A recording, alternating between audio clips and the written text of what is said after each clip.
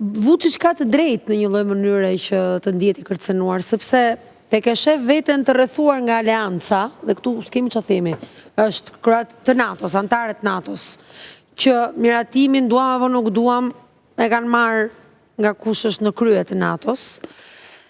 Ka një lloj dyzimi, sepse duhet të kuptojmë diçka.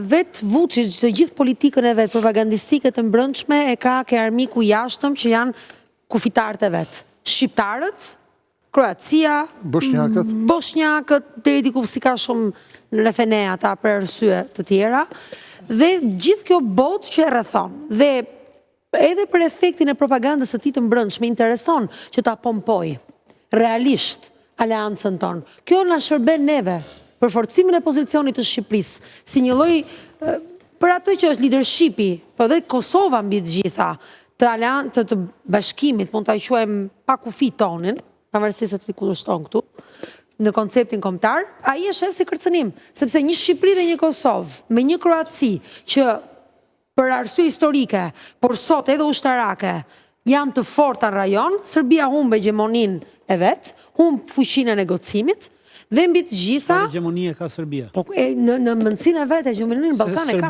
Po Serbia është vend që prodhon në botën e Ballkanit. Serbia është brenda botës vet.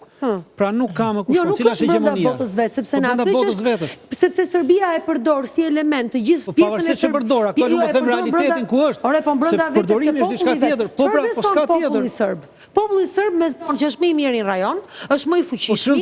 Jo ka rëndësi, sepse është çështje ai e përdor për politikën e mbrëmshme. Ne po themi kushtrihet, pra shtrirja e Serbisë nuk ka hegemoni. Serbisë është që ka rifilluar armatimet, profesori mund të ndihmoj, për sa i përket që kur filloi lufta e Ukrainës. Po ato armatime që ka, ne i quajmë armatime, ajo është në një garë midis Serbisë dhe Kroacisë dhe është një tentative NATO-s. Po prit, se këtë garë është një tentative NATO-s për ta futur Serbinë, për t'ia futur këmbën në një kputuc. Deri më sot ka pasur armatime ruse dhe kineze, të cilat nuk janë nën kontrollin e NATO-s dhe nuk e dim si funksionojnë dhe çfarë bëjnë, ndërsa kur sot i jep armatimet NATO-s dhe është totalisht nën kontrollin e NATO-s, pra nesër, sepse ti ja jep atë avionin që do bler Rafallet, sepse ka bler Kroacia, po i blen ata Rafall.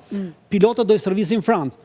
Teknikët do i servisin në Francë. Pjesët do i marrin nga Franca. A ka të drejtë që mos ta shohim me sy pozitiv? Pra kjo është një futje, pra NATO po e fut në xhep.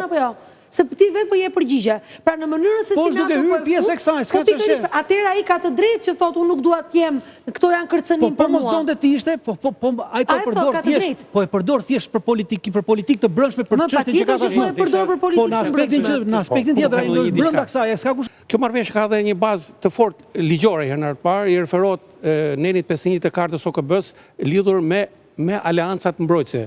S'është aleancë mbrojtëse. Është konfigurimi një aleancë, pra Serbia e trajton si aleancë mbrojtëse. Nuk është aleancë mbrojtëse. Shiko, nuk është një deklaratë. Pra po ishte aleancë mbrojtëse do të sukses, po s'është e tillë. Tani është një deklaratë politike, po që fare, nëse do ta trajtoj. Po unë po them si po e trajton Serbia. Serbia po e trajton si një aleancë mbrojtëse. Po edhe nëse e trajton si aleancë mbrojtëse, kjo ka referenca nga karta OKB-s. Jemi në rregull.